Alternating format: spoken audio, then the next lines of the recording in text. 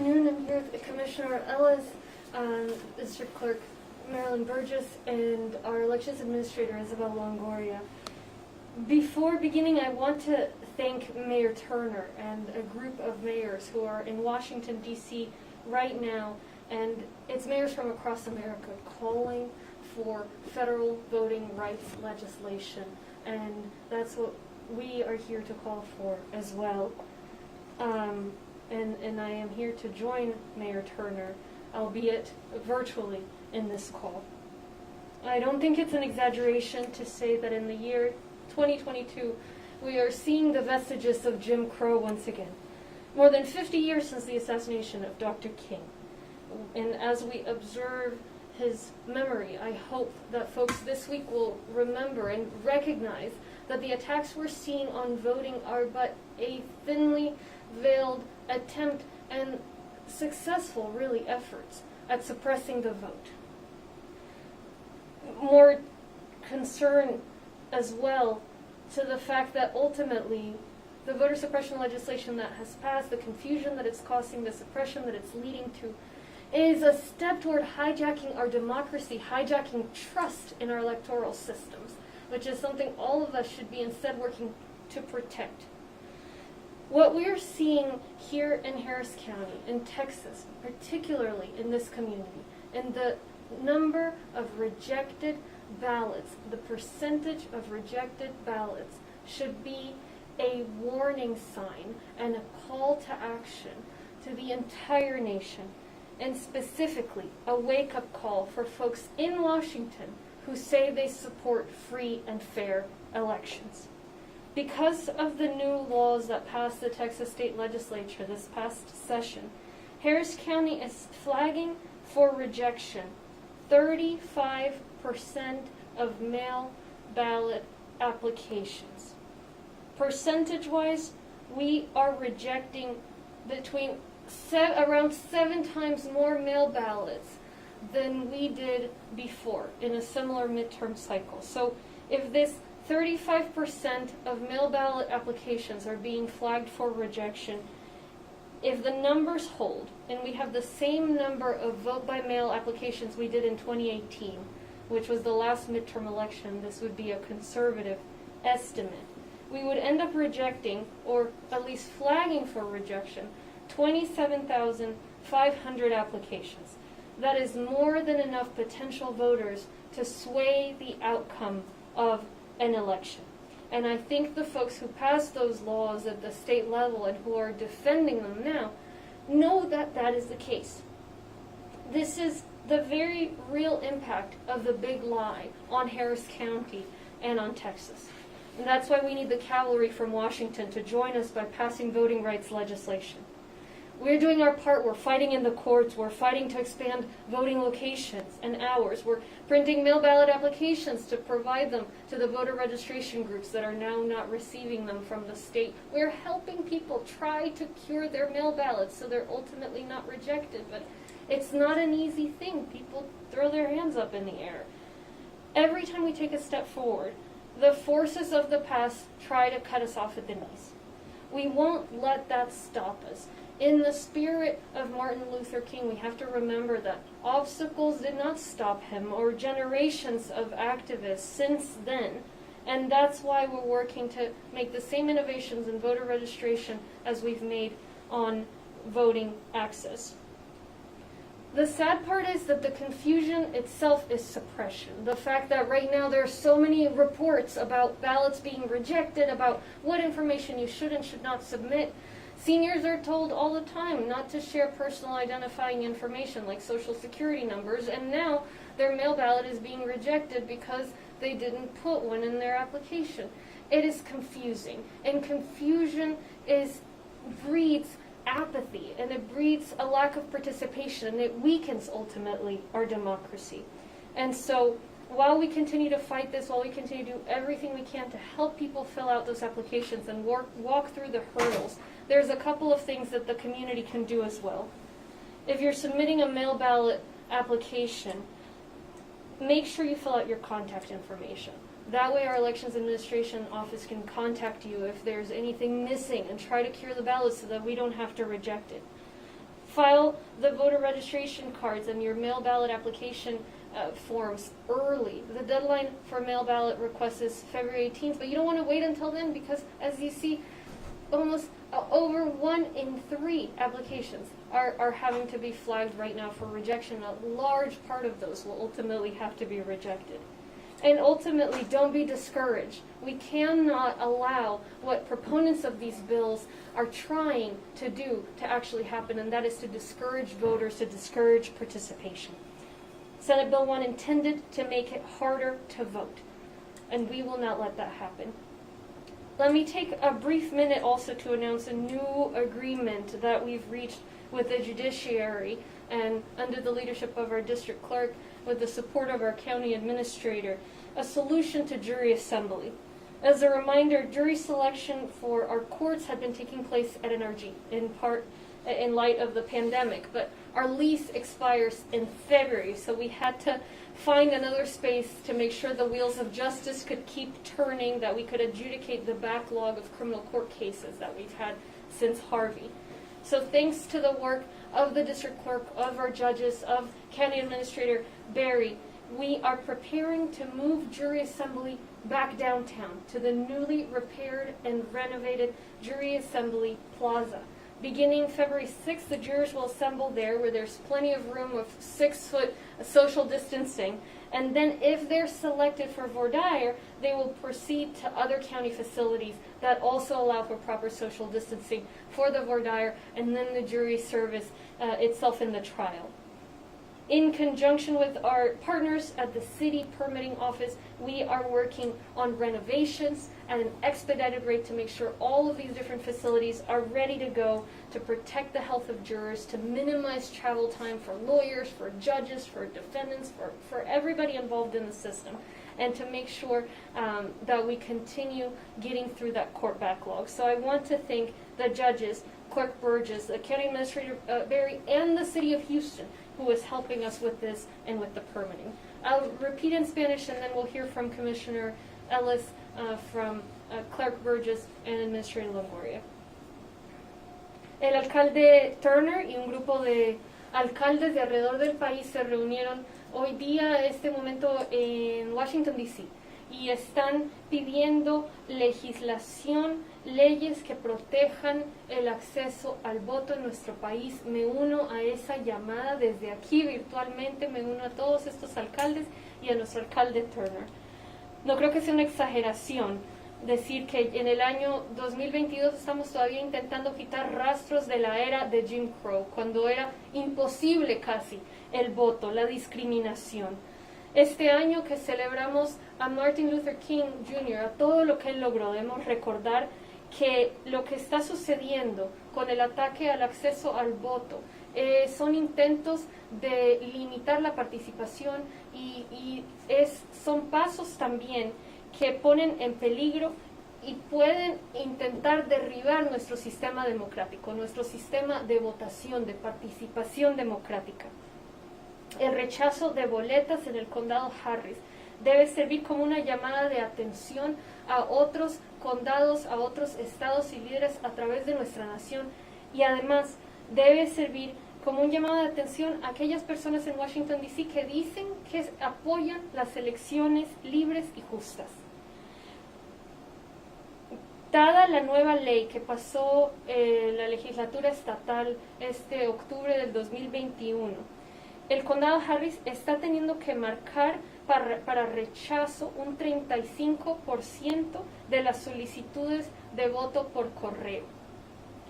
Si ese número se mantiene constante y recibimos alrededor del mismo número de aplicaciones a voto por correo que recibimos en el 2018, o sea, la última vez que tuvimos una elección de mitad de periodo, rechazaríamos 27.500 aplicaciones a voto por correo. 27.500 votos pueden decidir quién gana y quién pierde en una elección. Y es bastante obvio que las personas que pasaron estas leyes y que las están defendiendo hoy día reconocen que esa es la verdad y ese es el resultado que están buscando.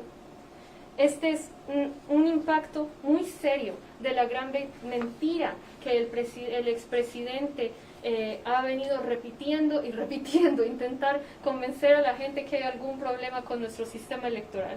Es por eso que necesitamos que Washington se una a nosotros para aprobar legislación, para proteger el derecho al voto. Estamos trabajando día y noche para hacer lo que podemos por parte nuestra. Estamos luchando en las cortes. Estamos expandiendo horarios y sedes de votación. Estamos imprimiendo aplicaciones para votar por correo, por lo que ahora el Estado no ha recibido suficientes, no ha producido suficientes para los grupos que registran a votantes. Estamos intentando llamar a cada persona que envía una aplicación de voto por correo que pueda ser rechazada, a ver cómo los ayudamos a enviar una aplicación correcta. Pero es difícil, es complicado, muchas personas se dan por vencidas. No vamos a permitir que esto nos detenga.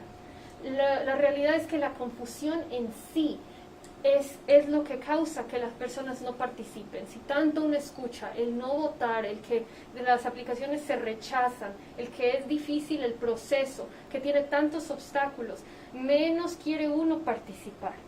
Entonces, vamos a seguir trabajando en eso. Para los votantes, estas son las recomendaciones.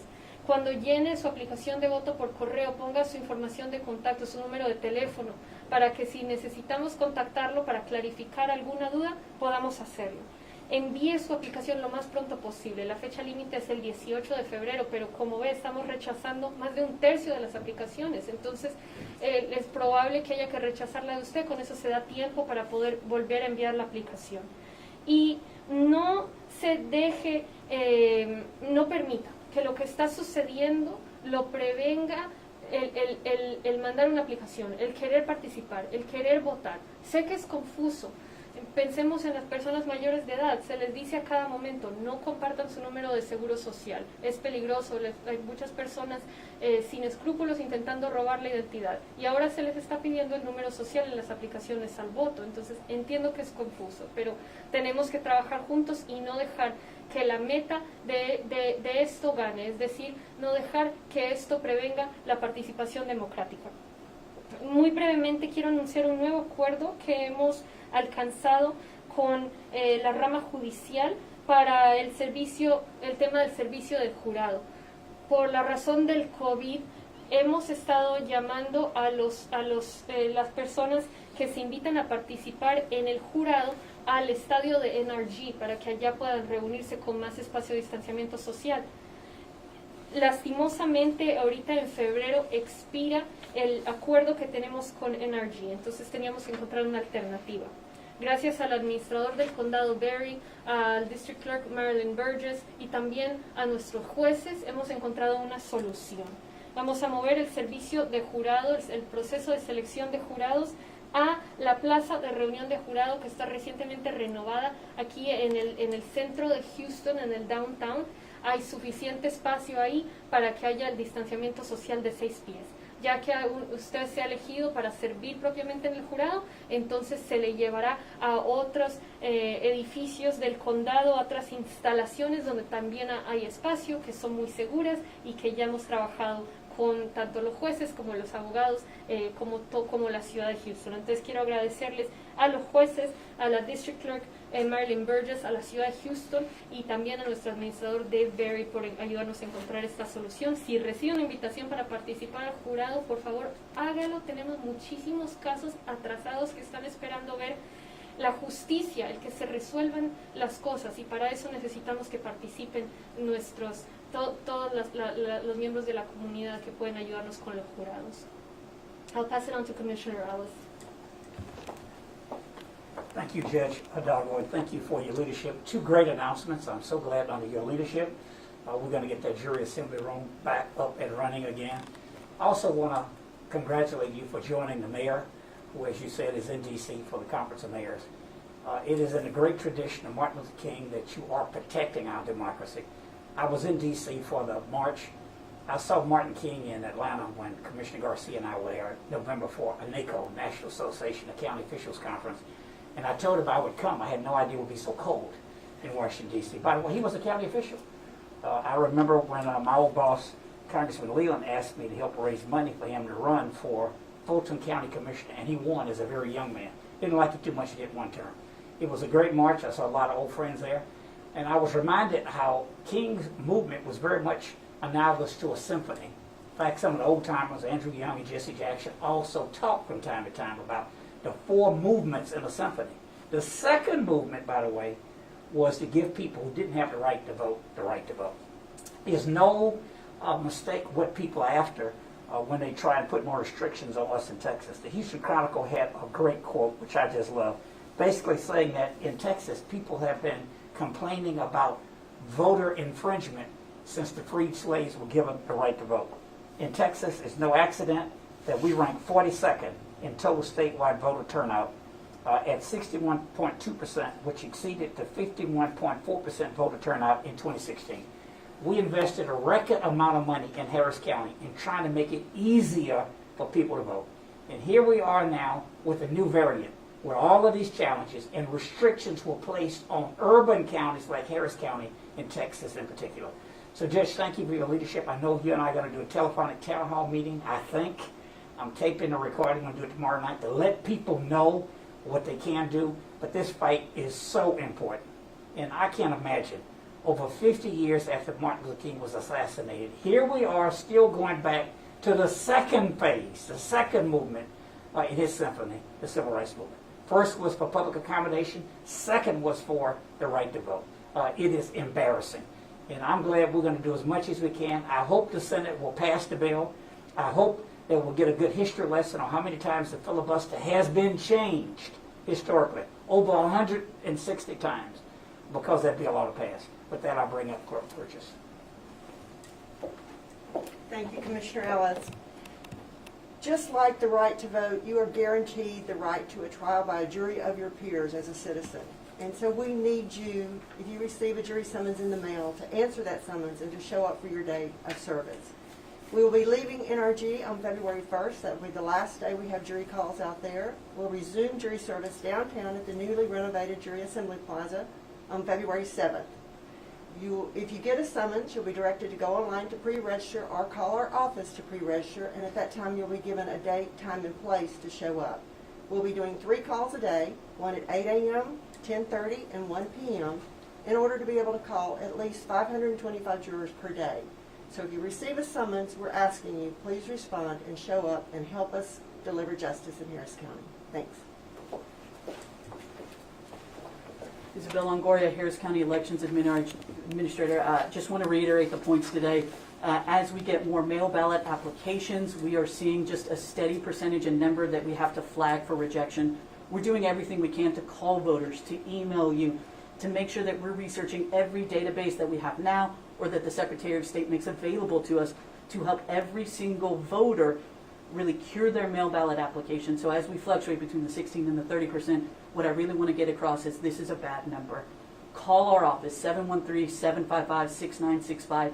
If you have any question on what information we have on you on file so that you can put the correct information on your application, we can tell you what number. We can't tell you what the number is. That's for you to give us. But we're here to help you every step of the way, and we're pushing the Secretary of State to make sure they're making available every single tool so that we can help voters. And I will say this is just the mail ballot application so far. We're flagging those applications for rejection. If we can't reach you by phone or email, we do have to send you a letter. Don't forget, as the judge said, you've got to get those applications in by February 14th. As we start sending the actual mail ballots here in the coming weeks, this will be the same issue to look out for.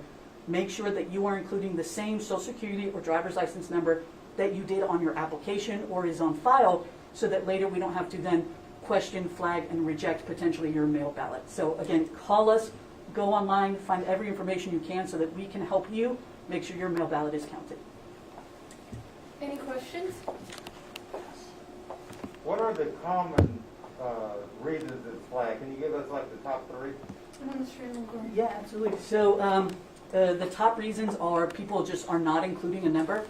This election, the primary election, is the first election that Senate Bill 1 that was passed by the legislature just this fall is in effect. So for the first time ever, mail ballot voters are saying, why do I have to include this? As the judge pointed out, especially with our seniors saying, I don't feel comfortable giving out my sensitive information, especially by mail. Since our office is no longer allowed by law to send out mail ballot applications, a lot of these are coming from campaigns. And people are saying, I'm getting some from a candidate I don't know, from a party I don't know, it's not one I affiliate with, I don't want to give them my sensitive information. Or a common issue we're seeing is they provide us their driver's license number, but when they registered to vote decades ago, they gave us their social security number. We have to then go see if we can match any of those numbers in our records, or if not, we have to get them to resubmit their application with the number that we have on file. Those are the two biggest ones we're seeing. That's what it truly falls to in that bucket. You get a small little things that we see from every election, but I can say definitively the increase we are seeing is as a direct result and consequence of the passage of SB 1 this past fall. And I want to add something about the forms themselves that we were just talking about. Is there's a change in the forms, and so some folks might submit the form that they had submitted in the past. There's a long form, there's a short form. The form before didn't ask for the social security number, now it does. So sometimes they just write in their social security number on the old form. I mean, there are plenty of states where they have much clearer systems for voter registration for the request of mail ballots. And as here, as everywhere, there are no systemic issues with voter fraud or fraudulent registration. So this is very much a solution in search of a problem, and unfortunately it is causing extreme confusion and very real numbers of rejections. Judge, how much harder would it be for Texans to vote in the March primaries? Well, it's beginning now, even with the mail ballot request portion. So even if you just start there, right? We're saying if you extrapolate from the numbers in 2018, and that's assuming that we'll have the same number of people request mail ballots as they did 4 years ago. That's unlikely because the electorate has grown. So this is probably a conservative estimate. You would have almost 30,000 people whose ballots are at least flagged for rejections. We have the capacity and the will to call each of those folks that we can reach to try to help them either resubmit the application or make sure that they understand why they need to provide their social security number and try to ease their concerns. But number one, not everybody is gonna pick up the phone, wrote down a phone number, or is gonna be willing to go through the hurdles. And number two, not all the counties have this capacity or this attitude. Because of the rhetoric, there is this sense of, well, if they didn't submit it, too bad. And so you're talking, thousands and tens of thousands of folks who are used to voting by mail, who perhaps can't vote any other way, whose applications are being rejected. I'll tell you, I used to vote by mail when I was a graduate student, a busy graduate student. It was the only way I could have done it. There was no way I could show up in person because I was living for the period I was in school out of state. I was registered to vote here, my permanent residence. If this had happened to me, I wouldn't have been able to vote. Then we have the seniors. They may have transportation limitations. They may have physical limitations. They're simply used to doing it a certain way. Folks with disabilities, you name it. It's something that at this day and age, as Commissioner Ellis said, in this day and age, we have figured out ways to make sure that voting is secure and also accessible. And unfortunately, the politicization of this issue means we're going backwards, back to before Jim Crow. What have you heard about the paper shortage in the Secretary of State's office, which may affect the printing of voter registration cards?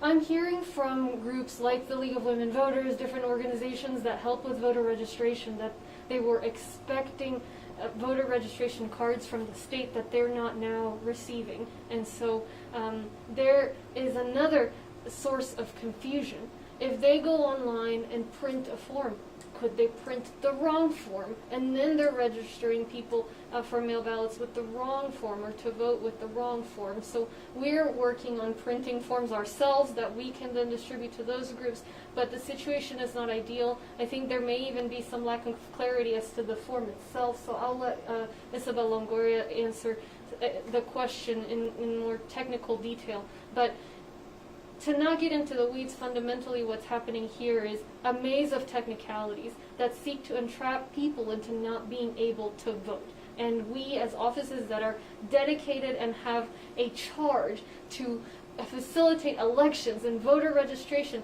we ourselves are struggling with it. So what do you say of the busy person who's simply trying to cast a vote? Administrator Lindbergh. Absolutely. And I want to add this in context on voter registration. Texas is only one of a handful of states, I think 7 or 8, that does not offer online voter registration, nor do we offer online mail ballot application submission. So this is where it's coming to a head. As we've shared for years, online applications allow people to have access, whether it be a pandemic or paper shortage or anything else. We're fortunate here in Harris County, thanks to the judge and the commissioners, that we've had the foresight and the resources to look ahead, to order ahead of time. We don't anticipate any paper shortages affecting us for the March primary because we are such a large county who has access to those big printers. Same for the voter registration applications. We've got resources in our warehouse right now that we are ready to deploy. We're literally counting every sheet to make sure that and see if we can help some of our community groups who have been turned away by the Secretary of State.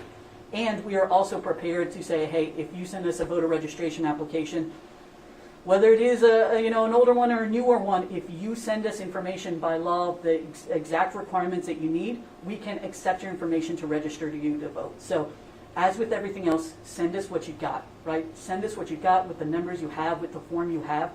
I am deploying, and thanks again to the judge and commissioners, every resource we can to make sure that voters are not caught up in this. But at the end of the day, we are going to see a percentage of folks who are confused by these new voter registration laws, are confused by the mail ballot applications, and ultimately the mail ballot process.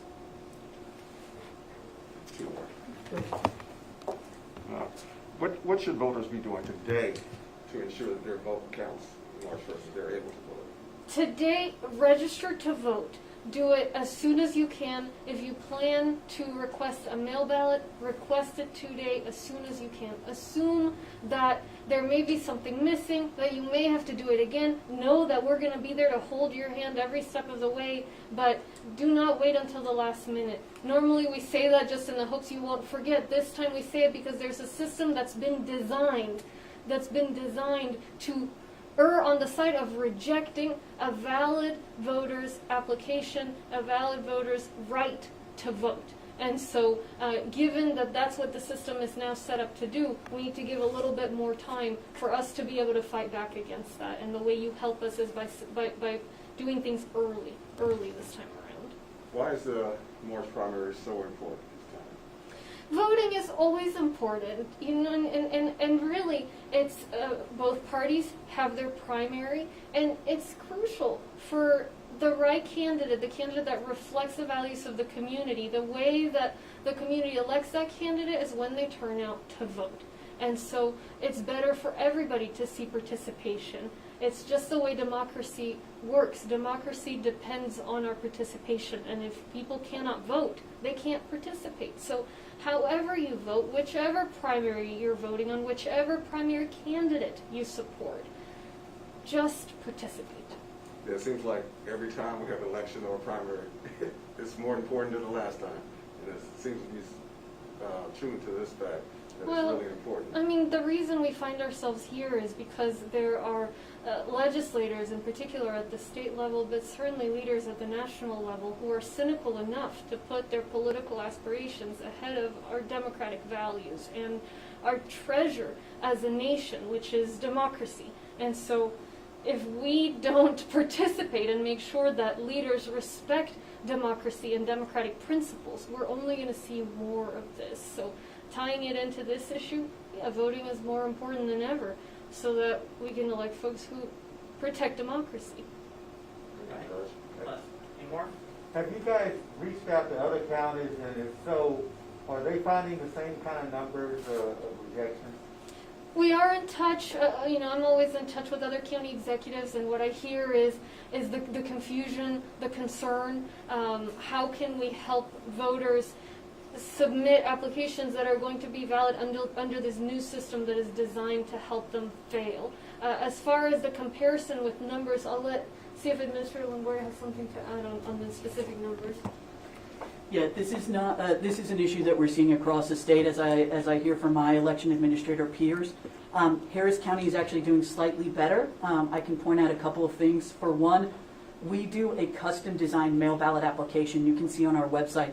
where we went through a very thorough design process, kudos to my communications team, asking ourselves, how can we make it more reader-friendly? How can we make it more user-friendly, especially with all of this new information? I think that's helping lend to these issues that people can really walk through step by step. Again, we've been empowered to have the resources and the will to go above and beyond in researching a voter's records to find where maybe one day 10 years ago on their voter registration card they put a driver's license or social security number that would still count so that we can approve their mail ballot application.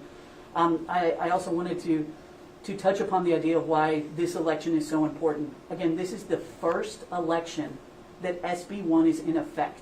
This is the first election where we're seeing the changes to the mail ballot applications, to the mail ballots themselves, to the assistant pieces about who can assist or help voters when they go vote in person. We will not have drive-through voting. That has now been banned. We will not have 24-hour voting. That has now been banned. We have our expanded hours only until 10 p.m. So this is going to be a pretty big shift from what voters are used to in Harris County of knowing we're going above and beyond to provide them those access and resources. We have none of that. I'll get a little nerdy for the folks who are interested in too. This then feeds into the gubernatorial election coming in November. That has vast implications for voting. Whoever wins the gubernatorial, whichever party wins the gubernatorial election, then becomes the presiding judges at locations for the next 4 years, and it has some trickle-down effects when we're talking about elections. So again, it's not just that it's the first election under these new laws, some of which we still have not received guidance from the Secretary of State on poll watcher training, on some of these nuances. It's being rushed in the middle of a pandemic with these supply issues for a critical election that has lasting political implications for Harris County and the state. And one more time with the numbers for people to call in case they got questions. Absolutely. If you have any questions about your mail ballot application, about your voter file, or updating your voter registration, call us at 713-755-6965. That's 713-755-6965. We offer assistance in English, Spanish, Vietnamese, and Chinese. And if there's any other language you need, we have resources to translation services to help any voter that calls us. Okay, thank you very much. Okay. Congratulations. Thank you. See you later. Thank you. All right. Thank you. Thanks so much for coming. Is Catherine ready to show up?